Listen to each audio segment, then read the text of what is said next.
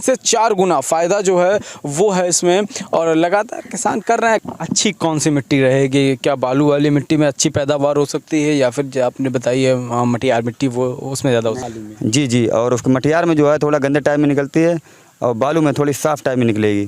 तो कह सकते हैं कि जो गंगा किनारे और जो नदी किनारे वाले लोग हैं वो इस फसल की तरफ रुख कर सकते हैं जी। क्योंकि नमस्कार किसान मित्रों, कृषि पिटारा में आप सभी का बहुत बहुत स्वागत है। यार कृषि पिटारा देख रहे हैं आप। आमतौर पर किसान जिस प्रकार से लगातार इस समय धान की खेती कर रहा है, तो वहीं एक किसान है, युवा हैं, जिन्होंने शकरकंद की खेती की है। इसके बारे में आज हम बताएंगे आपको कि किस प्रकार से खेती होती है, कहाँ से शुरुआत करेंगे, कैसे शुरुआत करेंगे, इन सभी बातों पर आज हम चर्चा करेंगे।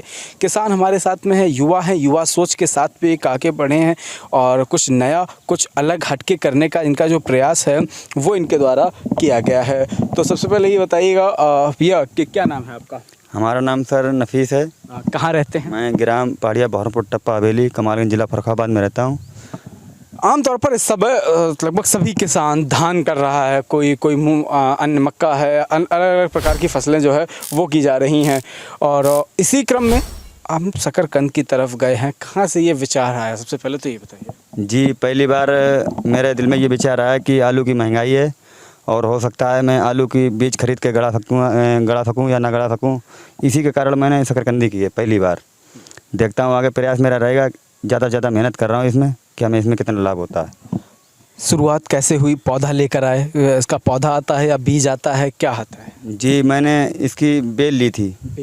जी, कुछ बेल मैंने लगभग मैं 5 विषय में अपने यहाँ की थी और कुछ बेल मैंने लाल वैरायटी ये दूसरे व्यापारियों से खरीदी है, वो यहाँ की है। और उसके बाद सफ़ेद वाली वैरायटी ऊपर है।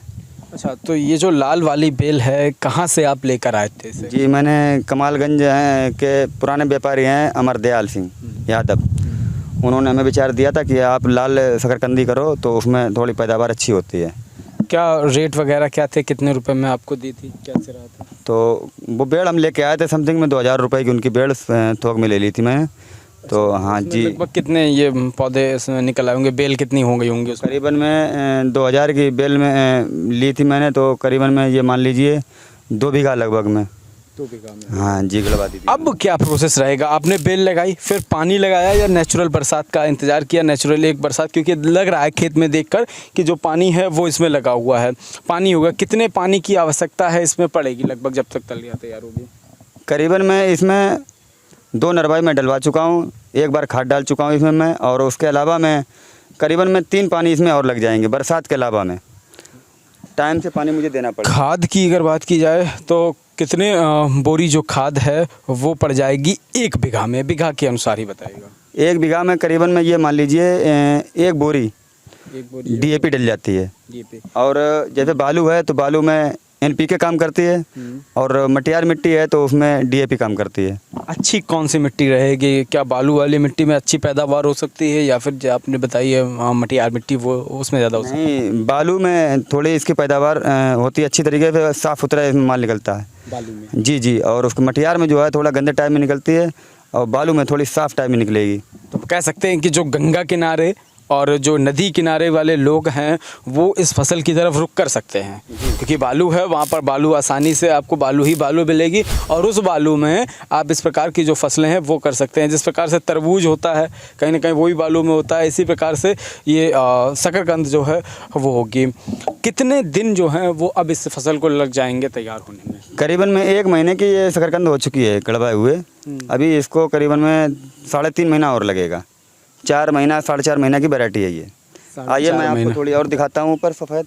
हाँ, एक सफ़ेद वाली और है। जैसा कि हमने बताया था कि वैरायटी जो हैं वो 2 प्रकार की होती हैं, एक वैरायटी लाल वाली और एक सफ़ेद वाली। तो यहाँ पर लगभग दोनों के तरीके वही हैं लगभग? जी वही है, इसका पेड़ कुछ अलग सा है। अलग सा है। अब अच्छा, सिर्फ रेट की और बात कर लेते हैं। अगर बाज़ारों में ये बिकेगी तो लगभग कितना रुपये का जो मुनाफा है वो हो सकता है इसमें?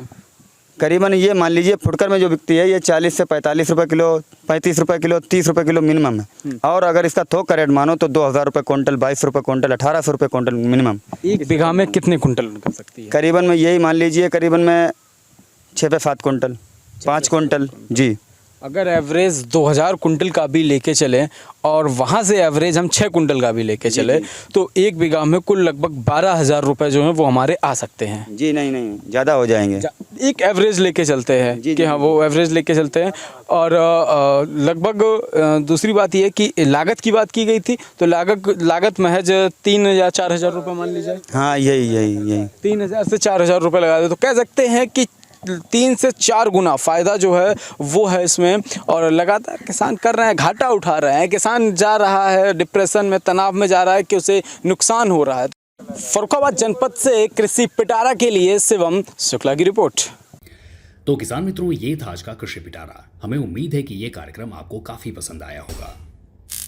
अगर आप हमारे चैनल पर नए हैं तो हमारे चैनल को सब्सक्राइब भी करें। अगर आपको ये वीडियो पसंद आई है तो इसे लाइक और शेयर भी करें। किसान मित्रों, आपका बहुत बहुत धन्यवाद।